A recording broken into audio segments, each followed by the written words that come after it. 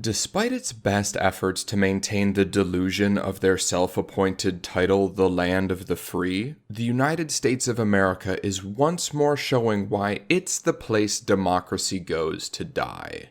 Their latest entry, the Eliminating Abusive and Rampant Neglect of Interactive Technologies, or EARN-IT Act, is upending America's First and Fourth Amendments, creating a landscape in which online platforms are liable for anything illegal their users might do on them, removing their inherent constitutional protections, citing the risk of child sexual abuse as a major factor. That is, unless these platforms earn it by giving the government greater access to user data, just like the right to adequate healthcare coverage in the land of stars and stripes. You have to earn it. You aren't one of those lazy commie socialists, are you?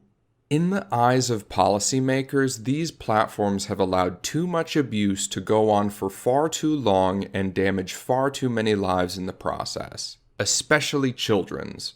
Just like gun manufacturers whose products have been used to kill over 300 kids in American schools since 1999. Oh, wait. Never mind. They're fine. Social media is the problem.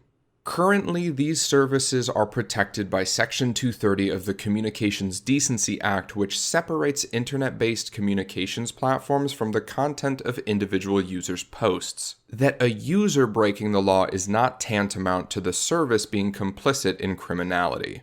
EARN-IT seeks to flip this, making the protections of 230 not default, instead only available to those who agree to follow a set of nebulous and to-be-determined best practices. This legislation could have a devastating impact on encryption and digital privacy in general. Outlining those aforementioned best practices would be the newly formed National Commission on Online Child Sexual Exploitation Prevention, and mostly the responsibility of the Acting Attorney General, William Barr, who has already taken shots at end-to-end encryption.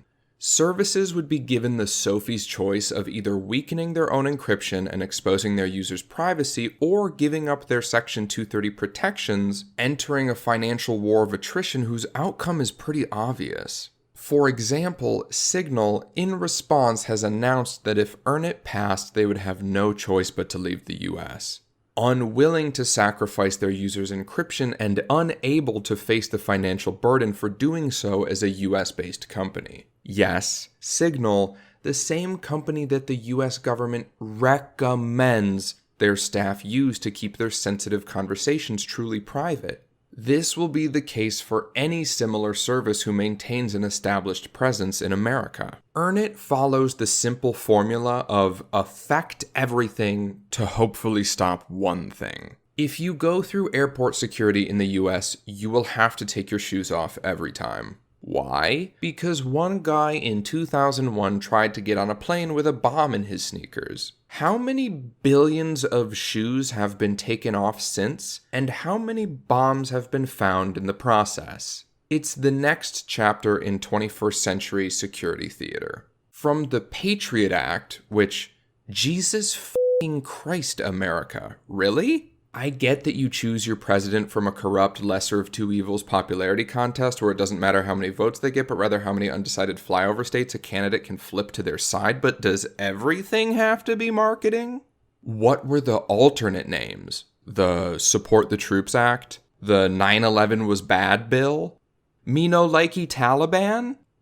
EARN-IT, like Taco Bell, is just the same few ingredients in a different order. Either you support EARN-IT, or you support child molesters. That simple. Oh, you want encryption, you want privacy, you want freedom of speech? Alright, guess we'll see you in hell with R. Kelly, Michael Jackson, and Roman Polanski. There's no gradient, there's no objectivity. Almost nothing about this is to actually protect children. If American politicians really wanted to do that, they might provide hungry children free meals at school, or keep them from dying of leukemia because their parents don't have health insurance. EARN-IT, like others, will be framed in mutual exclusivity.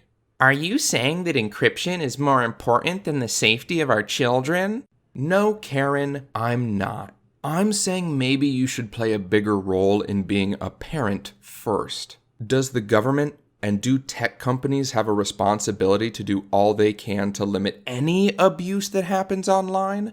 Absolutely. But you don't need to throw your baby out with the bathwater to keep them from ending up on To Catch a Predator.